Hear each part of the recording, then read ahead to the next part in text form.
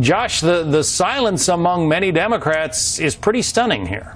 Yeah, no, this is it, right? This is where we get to see what Democrats meant when they say that they're fighting for women. And they're happy to fight, all right, as long as it's fighting a Republican. As soon as the Democrats have one of their own, in this case Harvey Weinstein, who from all accounts seems like a complete scumbag, is also a central figure in their fundraising apparatus for the last decade. This is a guy who played a major role in Hillary Clinton's presidential campaign, in President Obama's presidential campaign. I ran a race for Senate in Kentucky in 2014 where he was the #1 bundler for the Senate candidate. He infects everything in the Democratic Party at this point. And what's so hysterical is that nobody wants to see that, nobody wants to talk about him now. They were happy to ask him for checks for years, but now it's, who is this Harvey Weinstein guy?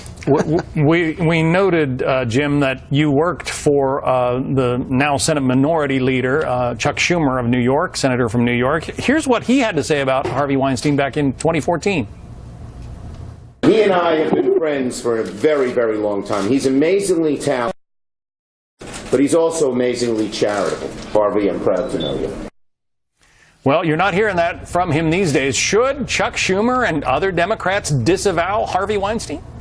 Yeah, and they will. Look, Chuck is right. He's talented, he's generous, he's a pig. Well, okay, and that's where we are right now. But you can't blame Chuck Schumer in 2014 for not knowing that Harvey Weinstein is a pig today. Oh, Jim, I love it. I mean, this is the playbook that Democrats have run for years, right? But every possible war on women, right? Look, it would be like being accused of being a pedophile because you bought the Thriller album. Like, Harvey Weinstein needs to be denounced. He is a bad person. But in 2014, all right, you can be excused for not knowing what nobody knew except for several women who had very legitimate gripes against this awful monster, not knowing what the world didn't know until several days ago. Jim, he gave nearly $50,000 to Hillary Clinton's presidential campaign. He and his family have donated about, I think, $1.4 million is the number to various candidates, almost exclusively Democrats. He rented a house next to Hillary and Bill Clinton in the Hamptons a couple of summers ago, or they rented one next to his. It just seems that his ties are very deep, and now, even with allegations of rape coming out from several women, the silence is deafening. Well, to me, I'm hearing things that Democrats are saying. Now, Democrats are giving back money, that sort of thing. So, look, I'll speak their own super PAC, Jim.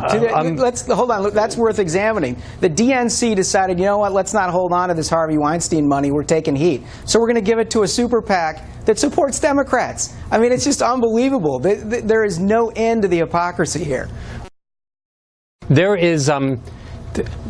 There's no difference between Democrats and Republicans on whether you could be a very, very rich donor and an absolute pig. I will say this, there's criticism about Hillary Clinton. She lives 3,000 miles from the guy, is not in the same industry as the guy. And if we're going to have a debate about which of the candidates for president is most likely to do something inappropriate sexually in an office environment, I think she would not be at the top of that list for the candidates. This is a problem that's happening all throughout America. I am glad this is being exposed. I'm glad this guy is being exposed. He's horrible. And I don't think that Democrats have been silent on this. They've been loud on this. He gave somewhere between $100,000 and $250,000, Josh, to the Clinton Foundation.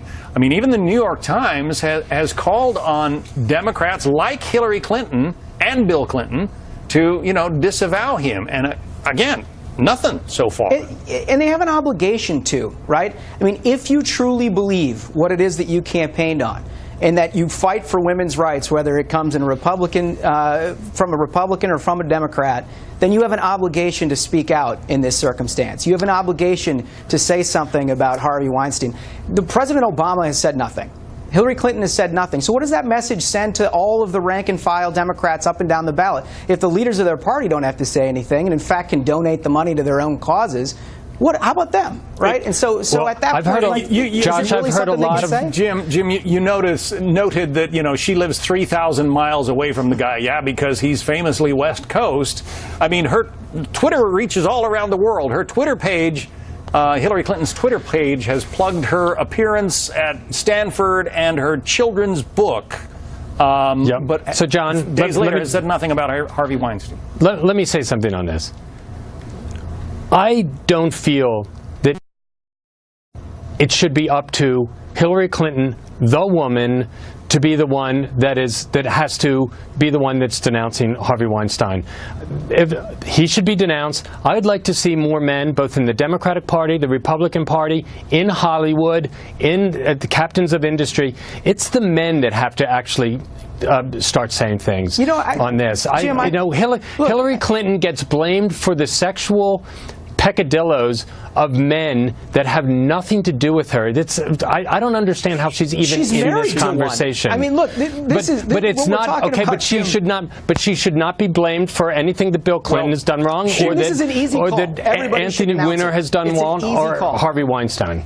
It's just an easy call. There shouldn't be, of course, men should do it, women should do it, everybody should do it. This is an easy call.